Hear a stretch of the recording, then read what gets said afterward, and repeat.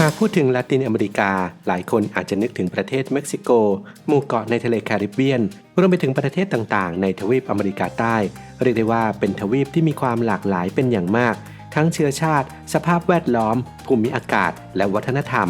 วันนี้อับดุลไททูบจะพาไปรู้จักกับลาตินอเมริกาในลาตินอเมริกา3 อารยธรรมโบราณอันเรื่องชื่อ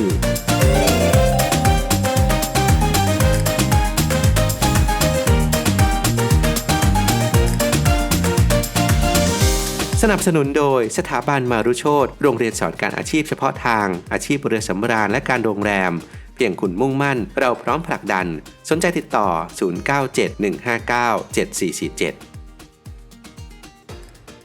1. 3 อารยธรรมโบราณอันเรื่องชื่อ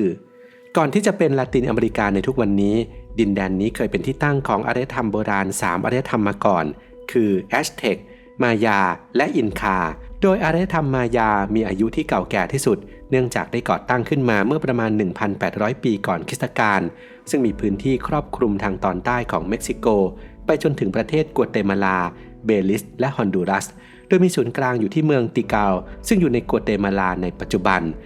ชาวมายันเป็นชนชาติที่มีความเชี่ยวชาญทางด้านดาราศาสตร์จึงได้คิดค้นปฏิทินของตนขึ้นมาเรียกว่าปฏิทินมายัน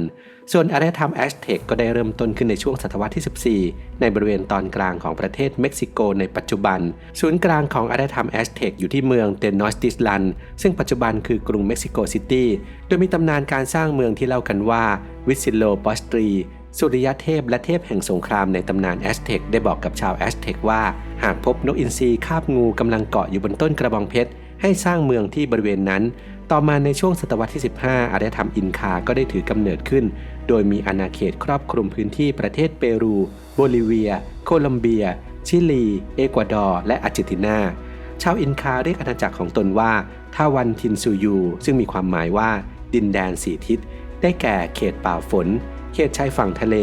เขตที่ราบสูงและเขตเกษตรกรรมโดยมีศูนย์กลางอยู่ที่นครกุชโกชาวอินคานั้นมีความเชื่อว่าดวงอาทิตย์เป็นต้นกำเนิดของชาวอินคาในช่วงคริสต์มายันของซีกโลกใต้ชาวอินคาจะจัดพิธีบูชาดวงอาทิตย์เรียกว่าอินตีไรมีและพิธีกรรมนี้ก็ได้กลายเป็นหนึ่งในเทศกาลสำคัญของประเทศเปรูมาจนถึงปัจจุบัน 2. ก้าวเข้าสู่โลกใหม่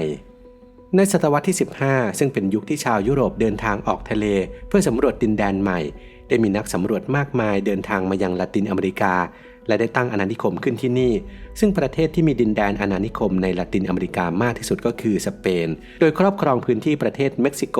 กัวเตมาลาเบลิสฮอนดูรัสปานามาคิวบาจาเมกาโคลอมเบียเวเนซุเอลาเปรูชิลีอาร์เจนตินาเป็นต้น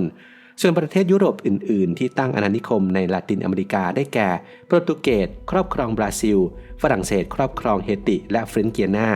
อังกฤษครอบครองไกอานาดัชครอบครองซูรินาเมนอกจากเข้ามาตักตวงทรัพยากรจากประเทศอาณานิคมแล้วชาวพื้นเมืองยังถูกปฏิบัติอย่างไม่เป็นธรรมจากประเทศเจ้าอาณานิคมเช่นการใช้แรงงานทาสการบังคับเปลี่ยนศาสนาและต้องละทิ้งความเชื่อเดิมนอกจากนี้ชาวพื้นเมืองยังติดโรคระบาดจากชาวสเปนยิ่งไปกว่านั้นการมาถึงของชาวสเปนยังนำไปสู่การล่มสลายของอารยธรรมแอสเท็กและอินคาชาวพื้นเมืองบางกลุ่มก็ถูกฆ่าล้างเผ่าพันธุ์เมื่อเวลาผ่านไปจนถึงศตวรรษที่19ชาวพื้นเมืองบนเกาะฮิสปันโยลาจึงเริ่มก่อกบฏและก็ได้รับเอกราชในที่สุดส่งผลให้เกาะฮิสปันโยลาถูกแยกออกเป็น2ประเทศคือเฮติและสาธารณรัฐโดมินิกันและประเทศอื่นๆในละตินอเมริกาก็ได้ปลดแอกตนเองจนได้รับอิสรภาพในที่สุดอย่างไรก็ตามภูมิภาคนี้ยังเกิดปัญหาอีกมากมายมาจนถึงปัจจุบันเช่นสงครามยาเสพติดมาเฟียอาชญากรรมการเมืองเศรษฐกิจความเหลื่อมล้ำทางสังคมภัยธรรมชาติซึ่งไม่ใช่เรื่องง่ายเลยที่จะแก้ปัญหาเหล่านี้ให้หมดไป 3. แตกต่างแต่เติมเต็มจากอิทธิพลของวัฒนธรรมยุโรปผสมผสานให้เข้ากับวัฒนธรรมดั้งเดิมอย่างลงตัวจึงทำให้ลาตินอเมริกาเป็นดินแดนที่มีชื่อเสียงเกี่ยวกับความแตกต่างที่หลากหลายไม่ว่าจะเป็นความหลากหลายทางเชื้อชาติต่างๆทั้งชาวพื้นเมืองชาวยุโรปชาวแอฟริกันรวมถึงกลุ่มคนที่เกิดจากการผสมผสานทางเชื้อชาติเหล่านี้คือเมสติโซที่เป็นลูกผสมระหว่างชาวยุโรปกับชาวพื้นเมืองมูแลตโตซึ่งเกิดจากชาวยุโรปกับชาวแอฟริกันและแซมโบที่เป็นลูกครึ่งชาวพื้นเมืองกับชาวแอฟริกัน และเนื่องจากมีพื้นที่กว้างใหญ่ไพศาลสภาพภูมิประเทศในละตินอเมริกาจึงมีตั้งแต่ที่ราบชายฝั่งทะเลที่ราบสูงป่าฝนทะเลทรายและทุ่งหญ้าสวรรค์นารวมถึงสภาพอากาศที่มีทั้งเขตร้อนเขตอบอุ่นและเขตหนาวในภูมิภาคเดียวโดยประเทศที่อยู่ทางเหนือจะมีอากาศร้อนชื้นเนื่องจากอยู่ในเขตเส้นศูนย์สูตรในขณะที่ประเทศทางใต้จะมีอากาศหนาวเย็นเพราะอยู่ใกล้เขตขั้วโลกใต้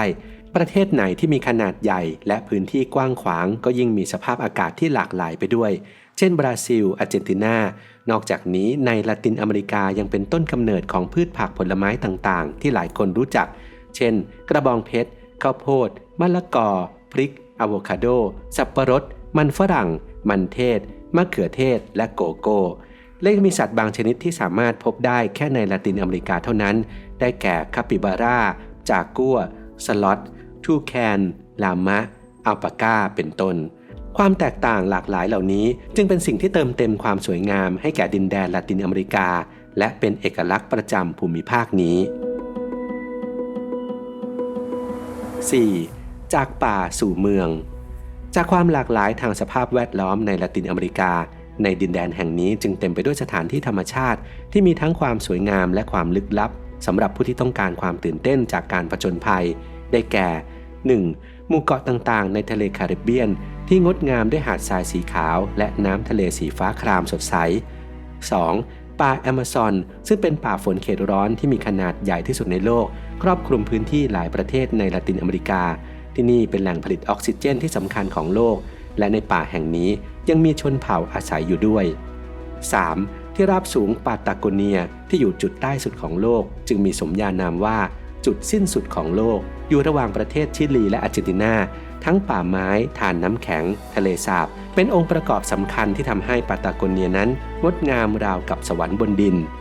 4. หมู่เกาะกาลาปากอสประเทศเอกวาดอร์ซึ่งเป็นหมู่เกาะที่เต็มไปด้วยสัตว์หายากนานาชนิดเช่นเต่ายักษ์กาลาปากอสนกโจรสลัดใหญ่สิงโตทะเลกาลาปากอสเพนกวินกาลาปากอส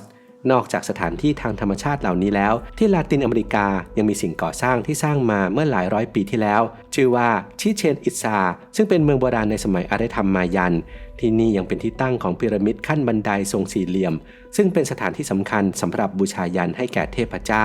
ซึ่งปัจจุบันอยู่ในประเทศเม็กซิโก